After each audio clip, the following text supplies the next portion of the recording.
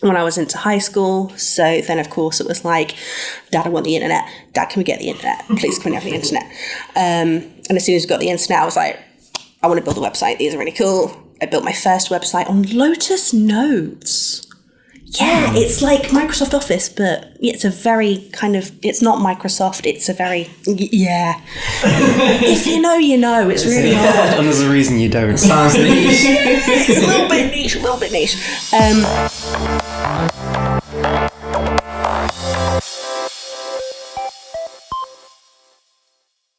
Welcome to Queercoders. My name's Emily. My name's Eli. If you've not joined us before, we're here having a chat with a few people from the LGBTQIA+ community who are also part of the tech community.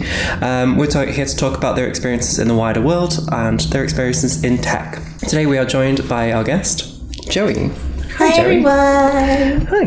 So Joey, tell us a little bit about yourself, just who you are, what you work for, what you love. Oh gosh, that's such a big question, isn't it? Who is Joey? So, I was a Northcoders student all the way back in 2017.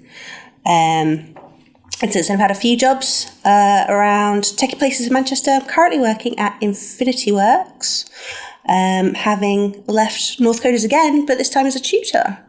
So, I've been a little bit busy the past 5-6 years. It's great, yeah. So what are some of the other places you've worked? The place I spent the most time after Northcoders was the LadBible group. Spent a lot of time working on those websites, building those up. So much fun. Wonderful place to work, despite the name, because you kind of think LadBible, it's going to have a vibe. Yeah. Didn't have that vibe at all, completely the opposite. Lovely place to work. Miss everyone there very much. The first place I worked outside of Northcoders was a startup who I'm not even going to name because it collapsed like about a year into it. So that's how I ended up at LadBible. And then after Lad, came back to Northcoders, and now I'm doing the consultancy thing over the road at Infinity Works. Yeah. This is Joey now. Who is Joey in the past? Like, what really got you into tech? What was your first exposure to it all? Ooh. Okay, cool story. So I'm maybe 7 or 8 years old, and my dad has brought home this Amiga 500. And I just think it's the coolest thing ever. Like, we get it out on a Saturday morning and we plug it into the TV and we sit around with like all these masses of floppy disks that he's copied from God knows where, you know, back in the days when software piracy wasn't really a thing. Yeah. A car boot sale. Absolutely, yeah. Oh my goodness. So we used to have all sorts of fun on things like Deluxe Paint and playing James Bond 2. Oh, what's a game? Wow. So cool. My cousins were way better at it than I was, but my favourite ever game, Monkey Island 2. I played that first on the Amiga, 11 floppy disks. Amazing. Oh, such good memories. One of the disks my dad had was a thing called Amiga Basic, and Amiga Basic is a programming language.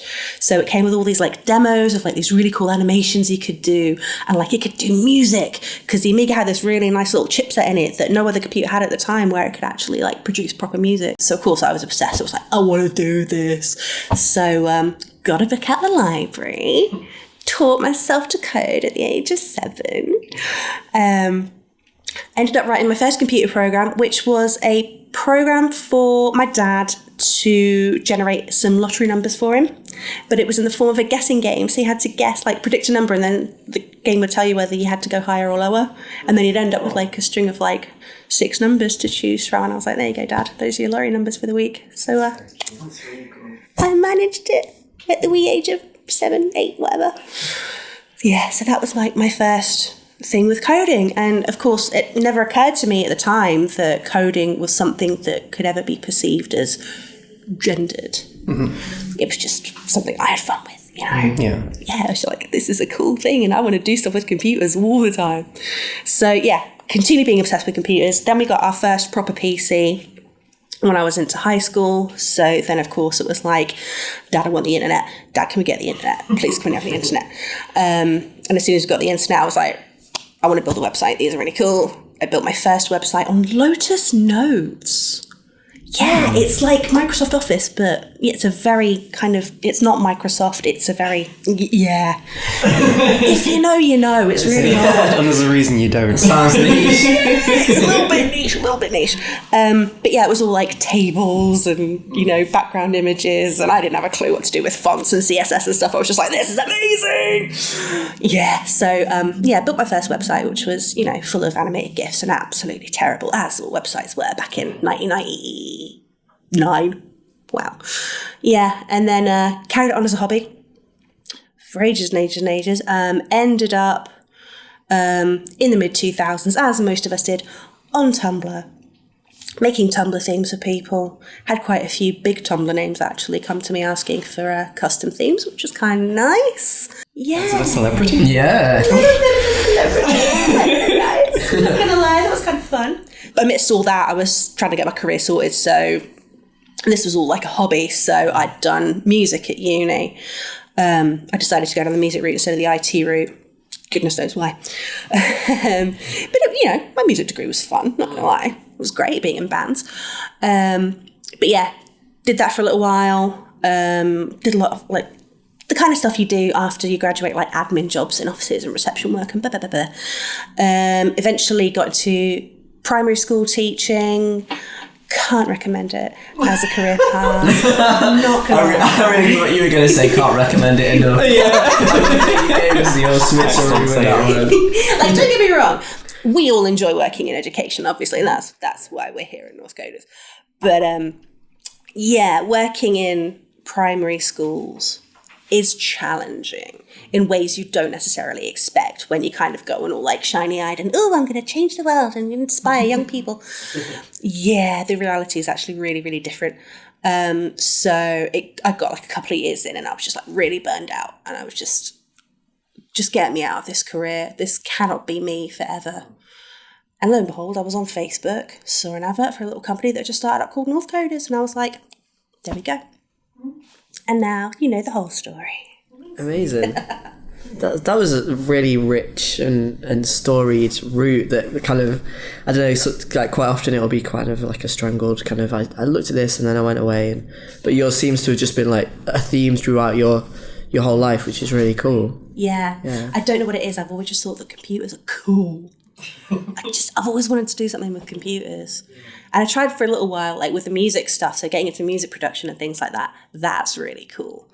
But at the end of the day, I kind of had a little bit of burnout with that as well and kind of lost my inspiration, and that was pretty rough. Yeah, so actually getting back into coding, not just as a hobby, but as a career, has actually, you know, my life's pretty much done a 180. It's incredible. Can't recommend it enough. That's nice.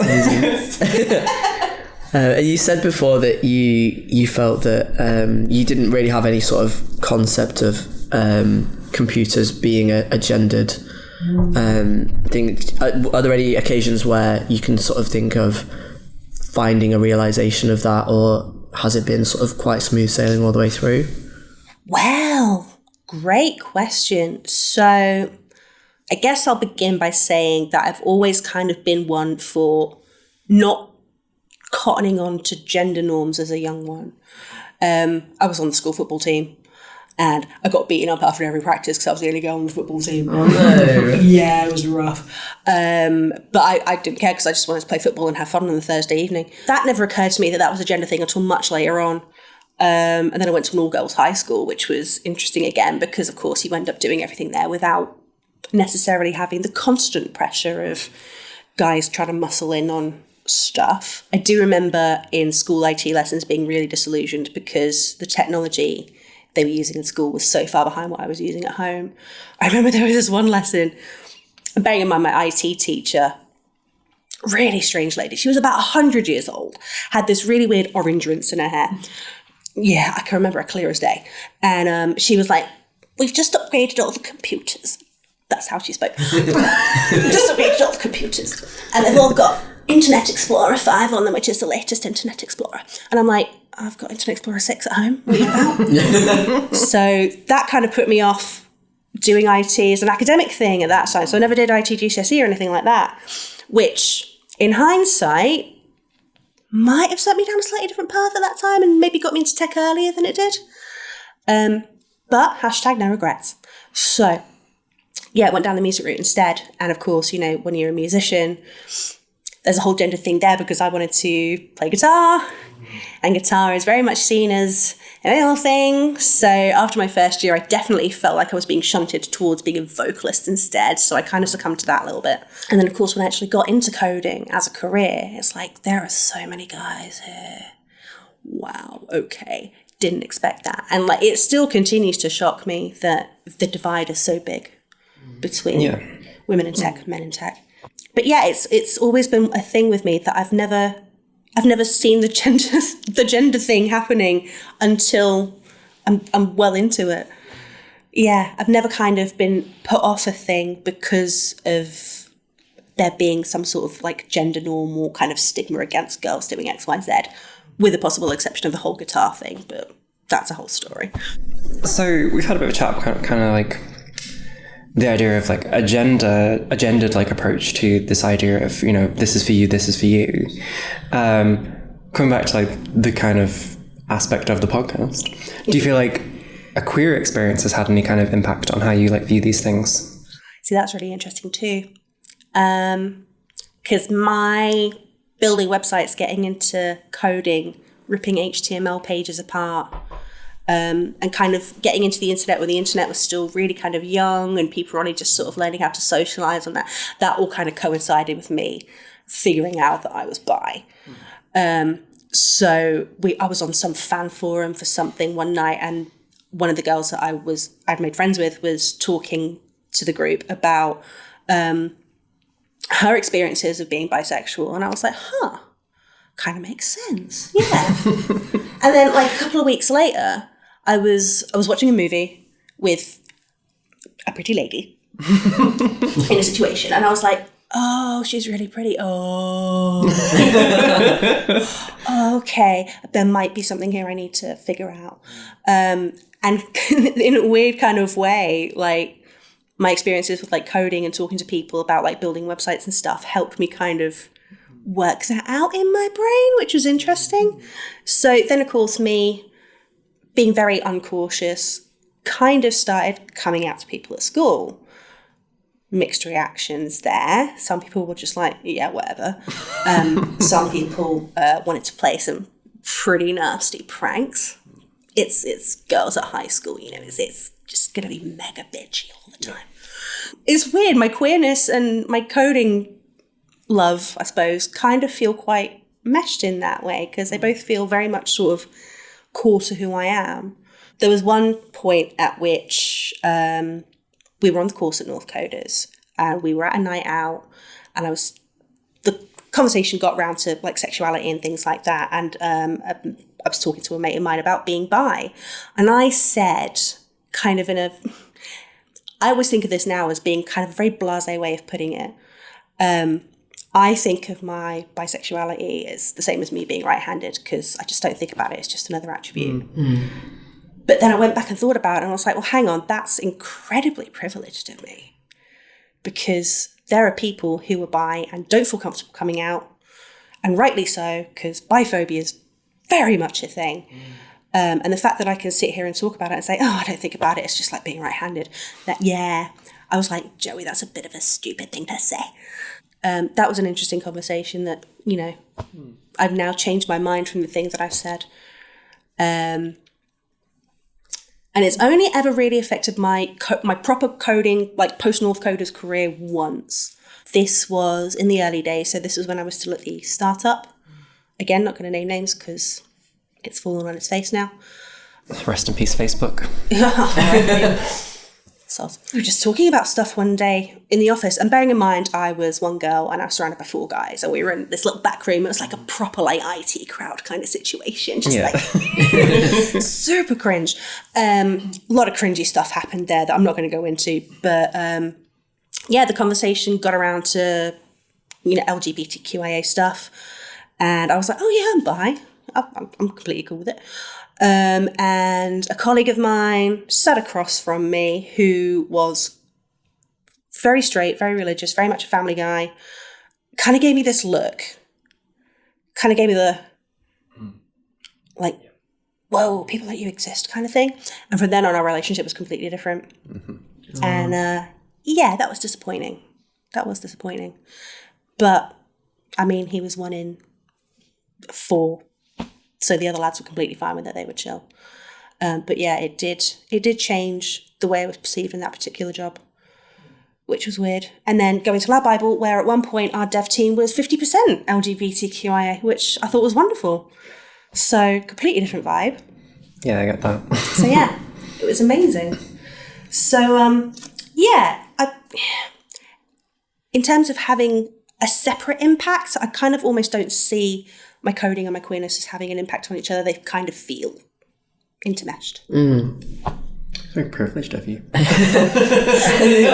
think that makes a lot of sense though, because I think it comes back to the thing of representation and having, the internet brings us an awareness of these things, and then they make sense to us, and kind of as soon as you hear something you're like, oh wait, no, that's me.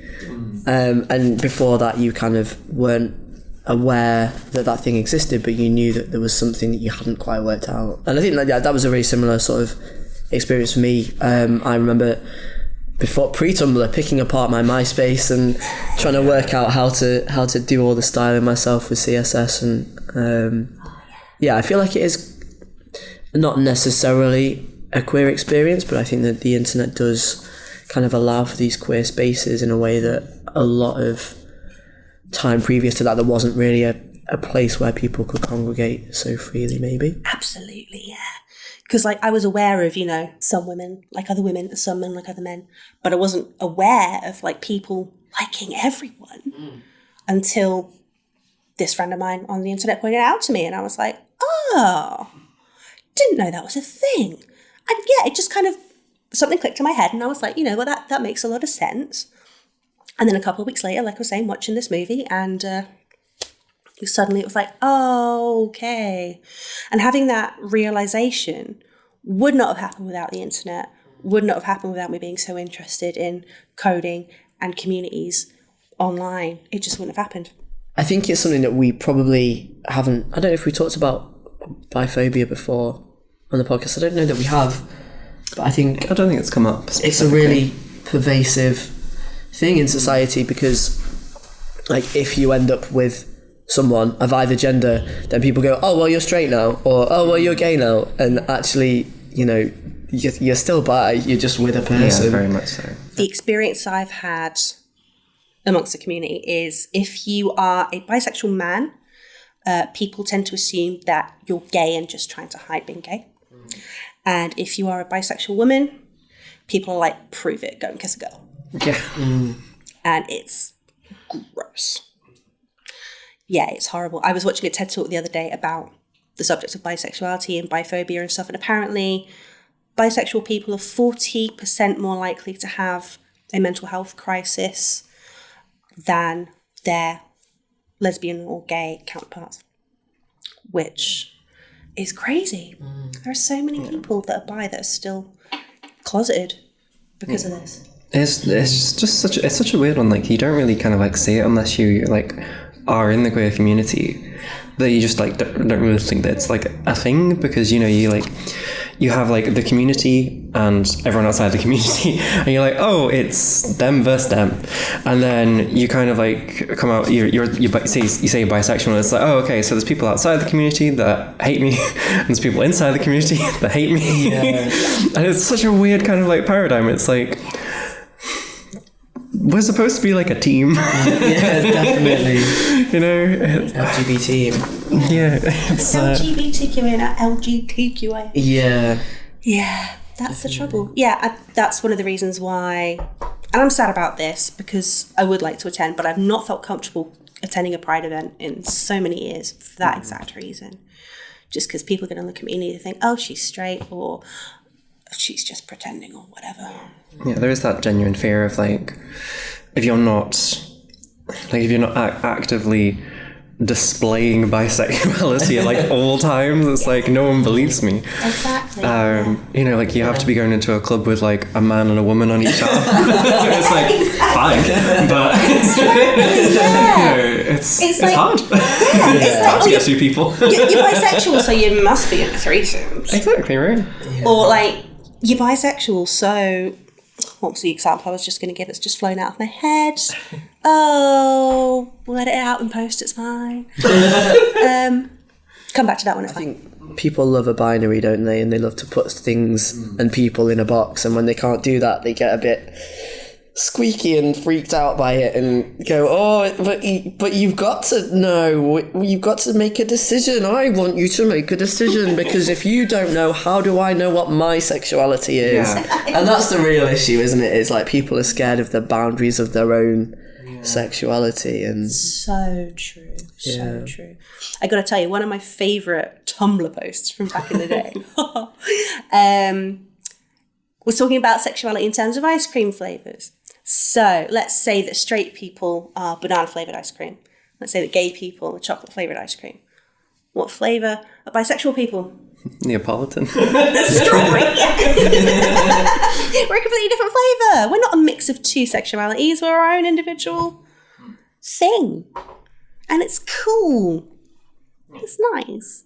Yeah. And it really makes me sad that people are so afraid of like exploring that side of themselves. Like, because at the end of the day, being gay, being lesbian, being bi, being trans, whatever, doesn't hurt anybody else. And that's something my mum taught me when I was little. She was like, yeah, being gay doesn't have someone else being gay has no effect on your life. Mm. It is what it is, and it's cool, and it's fine. So I've always had that in my mind. And having that kind of high standard, that high expectation of other people, I think has led me to be less cautious than perhaps I should have been before. So, for example, when I was sort of, coming to people at school and saying, hey, I'm bi, what do we think about that kind of thing? And then seeing those negative reactions, that's kind of made me sad because I've expected so much more of people. Do you find yourself like meeting new people and then waiting about 3 months before you mention anything? Ooh, that depends on the company. Mm. So if I get a sense that they're in the community themselves, I'm more than happy to talk about it, which is fine. Please excuse me holding my throat.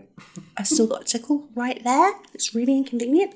If I kind of get a sense of the people that I'm with being part of the LGBTQIA community, then I'm all right talking about it and it's fine. But as far as people who aren't in the community go, I tend to leave it until it kind of comes up naturally. And that could take months, that could take years. There are people that I work with at IW that haven't got a clue that I'm bi yet. Until they hear this, of course. Yeah. I have become more cautious about it with age, definitely. Which, again, sucks, but it's because of everything that you see happening around you. And kind of, it's hard enough being a woman in tech. It's pretty difficult being a bisexual woman in tech because so many assumptions are made about you. And especially if you're a woman, and I hate to say it, but a woman built like I am, people look at certain aspects and kind of think, oh, she's had surgery, she's a bimbo, she sleeps around, and she's bisexual, so clearly she's banged everyone. And that just is not the case. I think, if anything, being bi is maybe way more picky. Because, the playing field is so wide, I have to have much more different standards than I would do necessarily. Yeah. Not saying that, straight people don't have standards. That's wrong. I'm glad we cleared that one up. Yeah. I was digging a hole there. I'm going to stop. I've got really, really high standards. These days, anyway. I'm not going to lie. Past Joey has made mistakes. Yeah. It sounds like you've had a lot of roadblocks almost, a lot of just stuff in the way of just bringing yourself to work. It sounds so annoying. What kind of changes do you think need to be made in this aspect? What changes would you specifically make given the power? Infinite power. Okay. obviously resolve the gender parity issue. That's priority numero uno. There just need to be more women in tech because women are really good at this sort of thing. I mean, if you look at all the cool things that women have done in technology in the past, and their efforts just get buried under all these male names and faces. And, women have put men on the moon. Women have written whole programming languages. It was a woman that found the first computer bug, Just, we've always been there. And being erased in the way that women are sucks so much, because if I had known when I was younger about people like Grace Hopper and Ada Lovelace and Margaret Hamilton, people like Judith Love Cohen, amazing lady. I do plan to give a lightning talk about her at some point because she is really cool. And she gave birth to someone who's even more famous than she is. If I had known that these women were around and doing the cool things that they were doing and still being a woman and still having all our female issues that we have and still powering through, that would have changed my perspective, not just on coding, but on so many other things in my life. Because even though I went to an all-girls grammar school in the south of England, they did end up teaching us some really kind of, not blatantly, but in a very kind of insidious way of like, this is your role kind of thing. By omission. Yes, very much. Not quite as bad as, I don't know if you've ever seen the movie Mona Lisa Smile. Not quite as bad as Wesleyan College, but also not a million miles away either. And this is like, the tail end of the 20th century when I was at high school. So, showing my age, sorry. We've still got a lot of work to do. And then, once we get past the gender parity thing, then we need to start looking at proper queer representation. Because the more queer people can see themselves reflected in adult people when they're younger, the more comfortable they're going to be being themselves. And if you can't be comfortable being yourself in this life, then you got problems. Totally. Yeah, I definitely agree. Whenever I'm like teaching in front of students or talking to students, it's terrifying, but I do speak quite plainly about like being in a lesbian relationship, being trans, because I'm just like, first of all, I'm behind the camera, like what are you going to do? But also, there's people who kind of like maybe, that like one in whatever who just feels the same way and they haven't realized it, and they just needed someone like you just to be like, this is a thing, by the way, and you can still do this thing if you're like this. Exactly. So as terrifying as it is, I think it is important that you do have someone who's just like, let's go for it. This is it. You need to have someone in your corner, whether that person is like a million miles away and you're never going to meet them, or whether they're your next door neighbour or in your family or whatever. You need to have somebody that you can see yourself in. Yeah, definitely. The amount of like women who have finished the course and have like come up to female tutors and just been like, thank you for like being on the course, like thank you for being like a female role model on the course. And it's just like, I was just here. Like that's the bare minimum. But it just makes such a difference. It's ridiculous. Yeah, like the power that we have just by showing up. It's incredible. And you never think about it. It's just like, I'm just doing my job. I'm not doing anything special here, but it is to someone else. Yeah. And you can never predict when that moment is going to happen. And that's kind of the special thing about the work that we've been doing in Northcoders, I think. I think also like when you were saying about being bi is like being right-handed, I think like, yes, that is a privilege, but also that privilege puts you in that position where you can be that role model for someone else. Yes. So you're using it right. Yeah.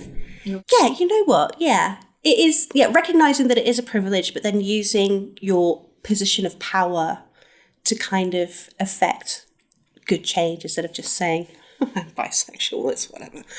But actually saying, it is hard out there, but you can make it because I made it and I'm not special, so it's all good. I mean, you are special. Oh, you. Thanks. thanks. Bless you. Wonderful. Well, thank you so much for talking to us today, Joey. It's been a real delight to hear about your life and your experiences. And we'll hopefully look forward to speaking to you again soon. Oh, thanks for having me. It's been lovely. Let's do this again sometime. Absolutely. Yay!